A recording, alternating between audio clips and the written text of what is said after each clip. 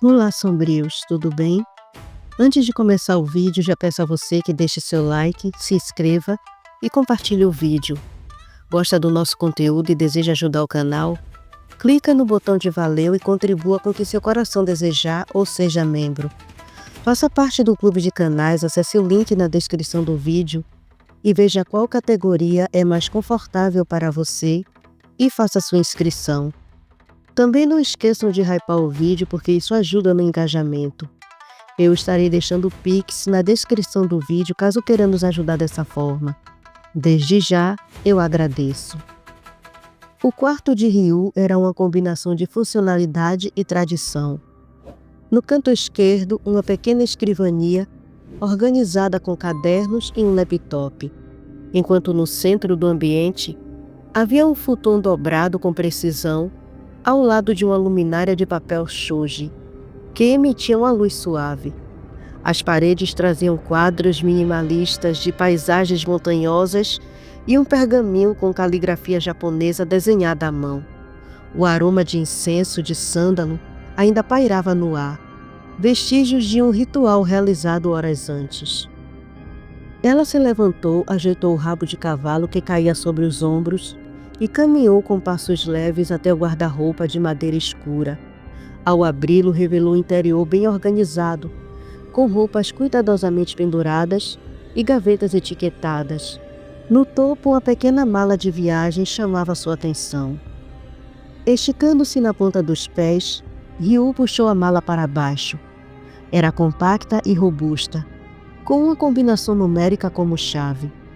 O clique ao destravá-la quebrou o silêncio, e quando a abriu, o interior revelou algo impressionante.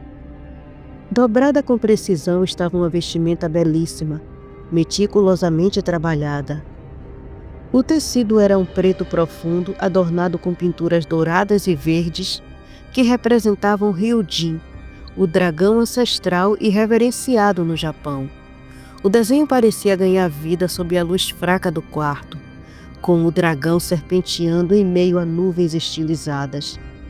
A abertura nas costas e as mangas largas conferiam liberdade de movimento, adaptando-se perfeitamente a treinos ou combates. Ao lado do traje repousava uma máscara cerimonial que exibia a face de Ryujin. Suas feições eram expressivas, quase intimidadoras, com olhos pintados de vermelho profundo e detalhes dourados nas escamas. Ryu segurou a máscara com cuidado, sentindo o peso simbólico do objeto em suas mãos. Ela se ajoelhou, apoiando a máscara ao lado da roupa, e ficou ali por um instante contemplativa. A luz do quarto refletia nos detalhes dourados, iluminando seus olhos cheios de determinação. Enquanto a memória da conversa com Ryu ecoava em sua mente, Ryu sabia que algo dentro dela estava prestes a despertar, assim como o dragão Ryujin que ela reverenciava. Ryu se despiu com cuidado, cada gesto calculado como se estivesse participando de um ritual sagrado.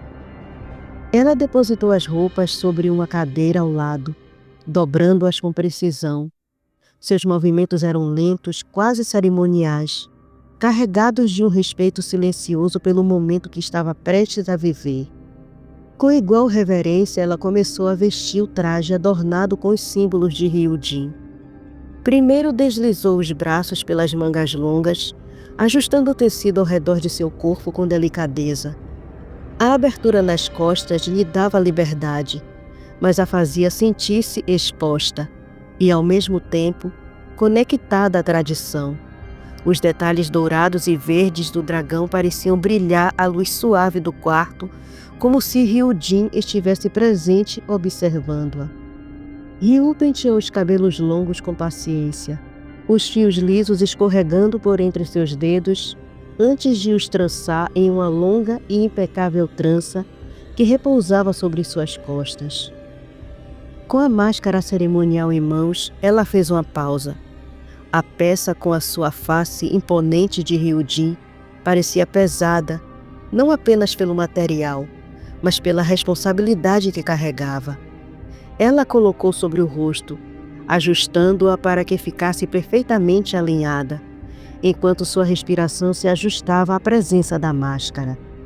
Assim trajada, Ryu deixou o quarto dirigindo-se à sala. A atmosfera parecia mudar à medida que ela se aproximava da katana. No pequeno ambiente iluminado apenas pela luz quente de uma luminária, a espada repousava em seu suporte, imponente e carregada de energia ancestral. Antes de tocá-la, Ryu ajoelhou-se diante da katana, suas mãos descansando sobre os joelhos. Ela inclinou-se levemente à frente, abaixando a cabeça em uma postura de respeito absoluto, como faziam os samurais diante de suas lâminas. Com os olhos fechados, suas mãos juntas em prece, murmurou palavras de devoção a Ryujin, pedindo proteção, força e sabedoria. Ela acendeu um incenso cerimonial cujo aroma de sândalo e especiarias encheu o ambiente, criando uma aura de tranquilidade e conexão espiritual. Segurando o incenso com firmeza, desenhou no ar o símbolo do dragão, deixando a fumaça envolver a katana como uma bênção. Após a prece, Ryu inclinou-se novamente, colocando as mãos no chão em um gesto tradicional de saudação japonesa. Suas mãos deslizaram com cuidado pelo suporte de madeira, posicionando-se próximo à base da lâmina, mas sem tocá-la. Finalmente, com um gesto deliberado e gracioso, Ryu ergueu as mãos segurando a katana, com as duas mãos como se estivesse manuseando algo sagrado.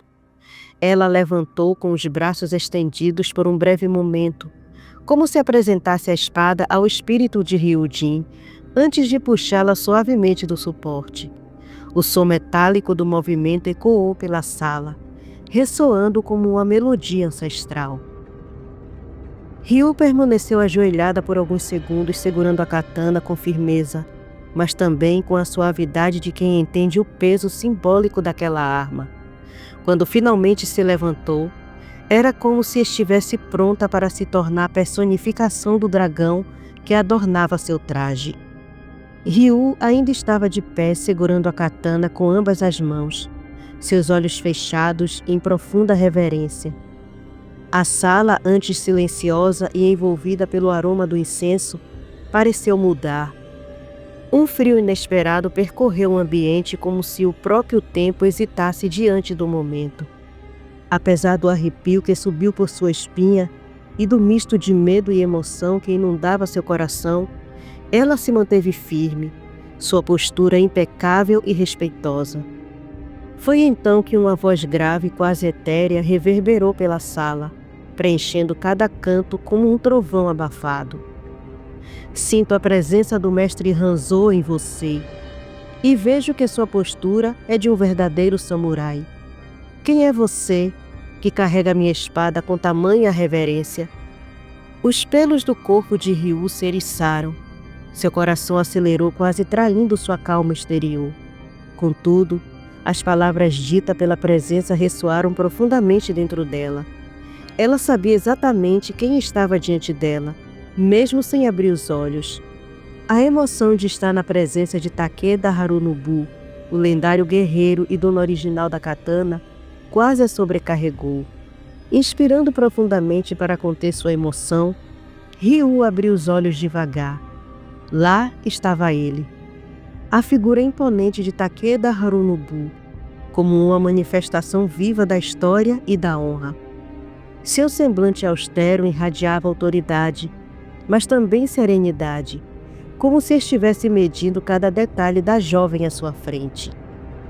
Ainda mantendo a postura reverente, Ryu ergueu os olhos para encará-lo diretamente, demonstrando coragem e respeito. Sua voz saiu firme, mas carregada de humildade. Mestre Harunobu, me chamo Ryu Hanzo. Mestre Hanzo é meu ancestral, e carrego o legado dele com orgulho. Minha reverência vem da profunda admiração e respeito que tenho pelo Senhor e por sua história. Takeda Harunobu a observou em silêncio por alguns instantes que pareceram eternos. Seus olhos pareciam sondar não apenas a postura física de Ryu, mas também sua alma. Finalmente ele inclinou levemente a cabeça como se reconhecesse algo dentro dela. Então você é descendente do clã Hanzou, disse ele, sua voz agora mais suave, porém carregada de gravidade. Mostre-me se a honra de seu sangue ainda pulsa em suas veias. Ryu sentiu as palavras como um chamado. Mesmo com a emoção vibrando dentro de si, ela sabia que esse era o momento de provação. Segurando a katana com firmeza, mas com uma leveza que demonstrava seu treinamento, ela se preparou para provar que era digna do legado que carregava. Ela ajustou a postura, seus pés firmemente plantados no chão, com os joelhos levemente dobrados para distribuir o peso de forma equilibrada. A katana estava em sua mão direita, enquanto a esquerda segurava delicadamente o cabo próximo à guarda, proporcionando controle e precisão. Inspirou profundamente, esvaziando a mente como havia aprendido nos anos de treinamento. Então, iniciou os movimentos cerimoniais que eram praticados pelos samurais para honrar suas armas e testar suas habilidades. O primeiro movimento, Kamae no Kato, é a postura inicial. Ryu ergueu a katana lentamente acima de sua cabeça em um movimento fluido, com a lâmina refletindo o brilho tênue das luzes da sala. Essa posição, chamada de Jordan no Kamae, representava força e prontidão para o ataque. Ela manteve a postura por alguns segundos, seu olhar fixo e decidido, antes de deslizar suavemente para a posição baixa. Gedan no Kamae, com a espada apontada para baixo em ângulo defensivo. O segundo movimento, o Kiri Otoshi, o corte vertical.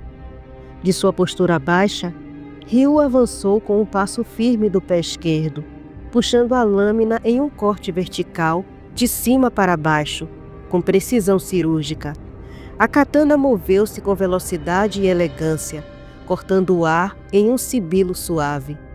A movimentação era uma demonstração de força concentrada, mas também de controle total sobre a arma. O terceiro movimento, o Yokomei Uchi, que é o corte lateral, girou os quadris com fluidez. Ryu trouxe a katana em um arco horizontal como se estivesse mirando ao lado do dorso de um oponente invisível. O corte lateral era rápido e calculado, com o movimento de seus pés, garantindo que permanecesse equilibrada, pronta para continuar a sequência. O quarto movimento, o Chizuki, que é a estocada. Com um avanço rápido do pé direito, ela direcionou a ponta da katana para a frente, em uma estocada precisa, mirando o coração de um inimigo imaginário. Sua mão esquerda manteve o controle absoluto da lâmina, enquanto a direita proporciona a força necessária para o impacto. O quinto movimento, o Kezagiri, o corte diagonal cruzado. Ryu inclinou levemente o corpo, trazendo a katana de forma diagonal, de cima para baixo, como se estivesse cortando o ombro de um inimigo até o lado oposto do quadril. O movimento foi executado com um giro elegante de seu quadril, demonstrando a harmonia entre força e técnica. O sexto movimento, no Kichizuki, que é o desembainhar e atacar, simulando o saque rápido da lâmina. Ryu retornou à posição inicial e executou um movimento explosivo de ataque diagonal, como se estivesse eliminando um oponente no instante em que a espada era desembainhada. Esse movimento era conhecido como o início de muitas lutas samurais, onde a surpresa e a velocidade eram cruciais. Shiburi e Noto, encerramento. A limpeza e embainhamento. Ryu pausou por um instante, segurando a katana na posição vertical, com a lâmina para baixo. Ela simulou o gesto simbólico do Shiburi, onde o sangue seria sacudido da lâmina, antes de retornar à posição de descanso. Com movimentos calmos e metódicos, trouxe a espada de volta à postura inicial, como se estivesse embainhando a arma. Ao finalizar, Ryu inclinou levemente a cabeça, mantendo a postura reta. Sua respiração estava controlada, mas seu coração batia acelerado. Ela não apenas executara os movimentos, mas se conectara profundamente com o espírito dos samurais que a antecederam. Takeda Harunobu, a presença fantasmagórica, permaneceu observando em silêncio, seus olhos avaliando cada gesto com atenção. Quando ela terminou, uma leve curvatura apareceu em seus lábios, um gesto quase imperceptível de aprovação. O fantasma de Takeda Harunobu caminhou etereamente até Ryu. Seus passos silenciosos, como a brisa noturna que invade um templo vazio. Sua presença era imponente, mas ao mesmo tempo carregava uma calma ancestral que parecia preencher a sala com uma energia reverente. Ele parou diante dela e, com um toque quase tangível, pousou a mão translúcida sobre o ombro da jovem. Sua voz ecoou grave e serena, como se tivesse sido forjada no calor de 1000 batalhas e temperada pela sabedoria de séculos. Vejo que carrega o poderoso Ryujin em seu corpo e alma, sinal de que é uma grande guerreira. Retire a máscara, pequena Ronin, para que eu possa ver o rosto daquela que honra minha espada com tamanha maestria. Ryu hesitou por um instante, respirou fundo e ergueu a mão para retirar a máscara cerimonial. Com cuidado, ela desatou as amarras e a removeu, revelando seu rosto delicado mas forte, iluminado pela luz bruxuleante do incenso. Seus olhos carregavam uma determinação que parecia desafiar o próprio tempo, enquanto sua expressão refletia a serenidade de quem havia aceitado tanto a luta quanto o fardo de sua linhagem. Takeda Harunobu observou-a em silêncio, seu olhar impressionado fixo nos traços finos e elegantes de Ryu, combinados com a postura digna de uma guerreira que havia treinado para honrar seu legado. Ele inspirou profundamente, como se absorvesse a essência daquela figura à sua frente, e então falou, sua voz carregada de emoção e admiração. Como as cerejeiras que florescem no rigor do inverno, sua beleza transcende a mortalidade, e sua habilidade reflete o espírito indomável de um verdadeiro samurai. Em você vejo a fusão da graça e da força, como as ondas do mar reverenciando o dragão que dorme nas profundezas. As palavras de Takeda Harunobu pareciam envolver Ryu como um manto de reconhecimento, e por um breve momento, ela sentiu o peso de sua ancestralidade se tornar um pouco mais leve, como se tivesse ganhado a aprovação daquele que antes empunhara a katana que agora repousava em suas mãos. O honrado samurai continuou, sua voz carregada de solenidade, como um último ensinamento oferecido por um mestre ao seu discípulo. Enfim, encontrei um guerreiro de honra digno de herdar minha katana, e como o destino quis, é uma descendente do criador desta lâmina. Siga seu caminho com honra, pequena Ronin, e que a última coisa que seus inimigos vejam sejam o brilho de sua katana e o vislumbre de sua beleza. Ao terminar suas palavras, o espírito de Takeda Harunobu começou a esvanecer, sua figura translúcida tornando-se uma bruma prateada que subia lentamente como se estivesse sendo colhida pelo vento. Ele partia para o descanso junto aos seus ancestrais no Yomi, o reino dos mortos, onde guerreiros de alma honrosa encontram seu lugar eterno ao lado dos deuses e dos espíritos protetores. Ryu manteve-se em silêncio, seu olhar firme acompanhando o desvanecer do samurai, mas seu coração estava repleto de gratidão e respeito. Quando o último vestígio de Takeda Harunobu desapareceu, ela inclinou-se em uma reverência profunda, seu corpo curvando-se com toda a humildade e honra que o momento exigia. Enquanto o fantasma se despedia, a aura sombria e pesada que pairava sobre a katana foi dissolvida. A maldição que uma vez aprisionara a lâmina agora havia partido com seu antigo mestre, deixando a espada purificada e livre para cumprir um novo destino nas mãos de Ryu. Ela segurou a katana com firmeza, prendendo-a ao seu corpo com cuidado. Seus movimentos eram controlados e reverentes, como os de uma guerreira consciente da responsabilidade que agora carregava. Ela recolocou a máscara cerimonial, ajustando-a de forma precisa, antes de se dirigir à saída. Do lado de fora de sua casa, a escuridão da madrugada a envolveu como um manto. O ar fresco tocou seu rosto, e ela ergueu a cabeça para contemplar o céu vazio, como se buscasse forças nas estrelas que ainda estavam escondidas pela noite. Expirando profundamente, ela apertou o cabo da katana com força, sentindo o peso simbólico da arma e a nova missão que lhe fora confiada. Ryu deu o primeiro passo em direção à escuridão, sabendo que agora carregava não apenas a herança de sua linhagem, mas também a bênção e a confiança de um dos maiores samurais que já empunhara aquela espada. Oyabun era um homem influente na sociedade de Tóquio, conhecido por sua postura impecável e por sua integridade acima de qualquer suspeita. No meio empresarial e político, ninguém sequer cogitava que Jin Matsungi era, na verdade, o Oyabun da Yakuza, o líder de uma das mais poderosas organizações criminosas do Japão. Sua residência, construída segundo os princípios da arquitetura clássica japonesa, ficava afastada do frenesi urbano de Tóquio.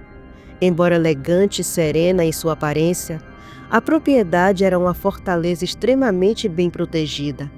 Além da guarda habitual, havia os Sombras da Noite, um seleto grupo de ninjas treinados nas artes mais mortais que, ocultos nos limites da propriedade, garantiam a segurança absoluta do local. Naquela noite, Oyabun havia passado horas em seu escritório, atento aos recentes ataques coordenados contra várias propriedades da Yakuza.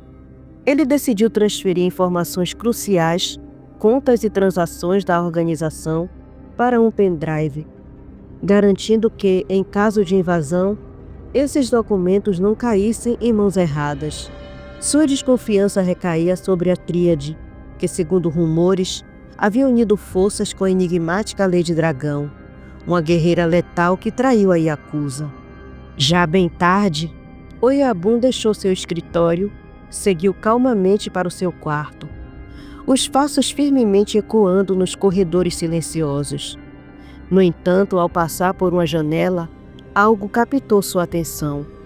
Uma sombra sutil, quase imperceptível, deslizou pelos limites do jardim. Ele parou, os sentidos aguçados, e se aproximou da porta do corredor, deslizando-a com cuidado. Do lado de fora, a noite parecia tranquila, mas a tranquilidade era apenas uma fachada. Lady Dragão já estava ali, movendo-se como um espectro invisível. Ela havia passado pela defesa externa com a precisão de um predador treinado, eliminando um a um os guardas espalhados pela propriedade. Cada movimento seu era um balé mortal. Um guarda na torre de vigia mal teve tempo de perceber sua presença antes que a lâmina afiada cortasse sua garganta. Outro que fazia uma ronda ao longo do muro foi derrubado com um golpe seco na base do pescoço. Os Sombras da Noite, embora letais, não estavam preparados para enfrentar alguém como ela. Lady Dragão utilizava não apenas força e habilidade, mas também astúcia. Ela atraiu os ninjas para uma armadilha, manipulando a escuridão e o silêncio ao seu favor. Quando o líder dos Sombras finalmente percebeu o perigo, era tarde demais. Ele tentou alertar Oyabun, mas foi confrontado por Lady Dragão em um combate corpo a corpo que terminou com sua cabeça separada do corpo em um único movimento devastador. Dentro da casa, Oyabun mal teve tempo de reagir quando a cabeça do líder dos Sombras atravessou a frágil porta de madeira e rolou até seus pés. Antes que pudesse dar um passo para trás, Lady Dragão já estava diante dele, surgindo das sombras como um fantasma. A ponta de sua katana pressionava firmemente contra sua garganta, forçando-o a recuar. Surpreso e aterrorizado, Oyabun deixou o pendrive cair no chão. O som do objeto ecoou pela sala, chamando a atenção de Lady Dragão, que se abaixou lentamente para apanhá-lo, sem desviar o olhar dele. Guardando o pendrive em um compartimento oculto de sua armadura, ela se aproximou do homem, o olhar gelado fixo no dele. Sua voz saiu como um sussurro gélido carregado de ameaça. Hoje, o Senhor vai sentir o gosto da perda daqueles que tanto ama. Antes que Oiabum pudesse responder ou reagir, ela desferiu um golpe seco com o cabo da katana contra a têmpora dele. O impacto foi certeiro, apagando sua consciência instantaneamente. Ele caiu pesadamente no chão, o corpo inerte. Do lado de fora, a propriedade estava mergulhada no caos. Os corpos dos guardas e dos sombras da noite jaziam espalhados pelo chão, marcados pela eficiência implacável de Lady Dragão. Alguns sobreviventes fugiram em pânico, tentando chamar reforços. Mas quando finalmente conseguiram retornar à propriedade, ela já havia partido, deixando apenas a carnificina e o vazio. Lady Dragão desapareceu na escuridão da noite, tão silenciosa quanto havia chegado. O destino de Oiabum agora estava selado, mas o terror não parou por aí. Quando Oiabum recobrou a consciência, as palavras de Lady Dragão ecoaram em sua mente como um aviso sombrio. Ainda atordoado, ele se ergueu com dificuldade, correu até o quarto do seu filho. O jovem, com apenas 20 anos, era uma promessa brilhante no meio político e o seu herdeiro direto na liderança da Yakuza. Ao abrir a porta do quarto, o horror tomou conta de sua expressão. O corpo de seu filho estava deitado na cama, imóvel, os olhos abertos sem vida. Fios de sangue escorriam de seus olhos, ouvidos, nariz e boca, evidenciando o beijo do dragão, a técnica mortal pela qual Lady Dragão era conhecida. O grito de desespero de Oiabum ecoou pelos corredores da casa. Ele se ajoelhou ao lado do corpo do filho, a dor o consumindo. Mal teve tempo de lamentar, quando um dos seus seguranças entrou apressado no quarto, o rosto pálido e as mãos trêmulas. Oiabum, sua esposa, ela também. As palavras falharam, mas o significado era claro. O Oiabum cambaleou, o peso da notícia quase o derrubando. Ele se arrastou até o quarto da esposa, mas a cena era a mesma. O corpo dela estava estirado no chão, com os mesmos sinais macabros do beijo do dragão. Tudo o que ele mais prezava havia sido arrancado dele em uma única noite. Antes do amanhecer, a notícia da chacina na residência Matsung havia vazado para a imprensa. Jornalistas e curiosos lotavam os arredores da propriedade, enquanto a polícia tentava conter a multidão e abrir caminho para os investigadores. A carnificina era chocante até para os peritos mais experientes. Haru Toyama, o detetive responsável pelo caso Lady Dragão, estava presente, observando o cenário com atenção. Ao seu lado, Shinobu Hiro, o jovem detetive que o auxiliava, parecia visivelmente abalado. O jardim principal da residência era um cenário de pesadelo. Os 6 ninjas que compunham os Sombras da Noite estavam mortos, os corpos amontoados de forma grotesca. Cada um deles havia sido eliminado com uma combinação de golpes de espada precisos e o beijo do dragão. O líder dos Sombras da Noite havia sido decapitado e sua cabeça colocada estrategicamente à frente dos outros corpos, como um aviso macabro.